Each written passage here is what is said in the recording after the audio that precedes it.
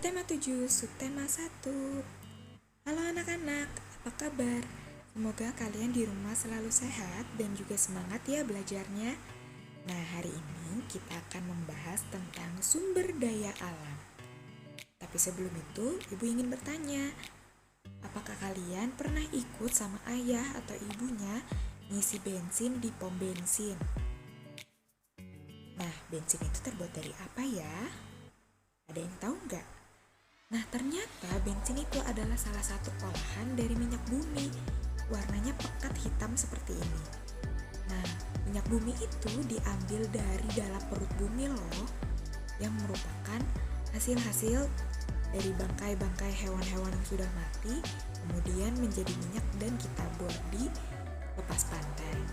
Nah, minyak bumi adalah salah satu contoh dari sumber daya alam. Nah, apa sih sumber daya alam itu? Nah, sumber daya alam itu adalah segala sesuatu yang dipakai untuk memenuhi kebutuhan manusia yang asalnya dari alam. Nah, ada dua jenis sumber daya alam. Yang pertama tidak bisa diperbarui dan yang kedua bisa diperbarui. Apa sih artinya yang tidak bisa diperbarui? Artinya kalau sumber daya alam tersebut habis, gak ada lagi gantinya. Kalau misal pun ingin diadakan lagi, kita harus menunggu ribuan tahun untuk menciptakan lagi sumber daya alam tersebut. Contohnya apa aja nih? Contohnya batu bara, asalnya dari tanaman-tanaman yang sudah mati selama beribu-ribu tahun.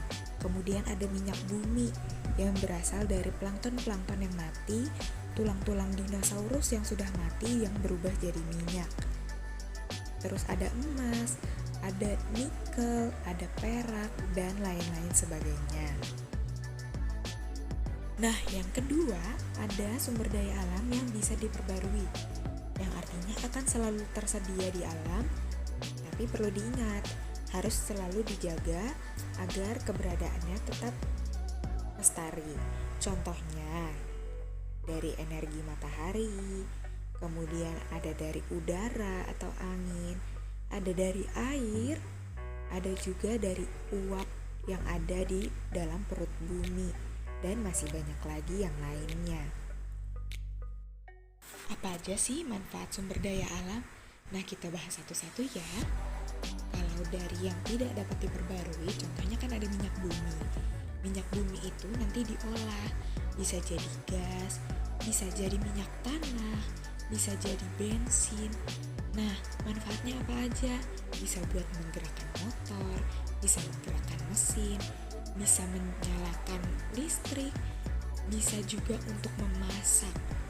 Nah, kalau dari batu bara sendiri manfaatnya bisa untuk menjalankan kereta api, bisa untuk menyalakan tungku mesin, dan masih banyak lagi nih manfaatnya.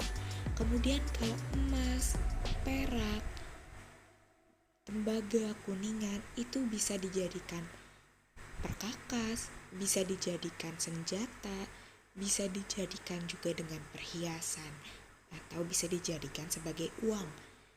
Nah, selain itu, nikel bisa dijadikan baterai, dan masih banyak lagi sumber daya alam yang tidak dapat diperbaharui yang manfaatnya tidak bisa Ibu sebutkan satu persatu.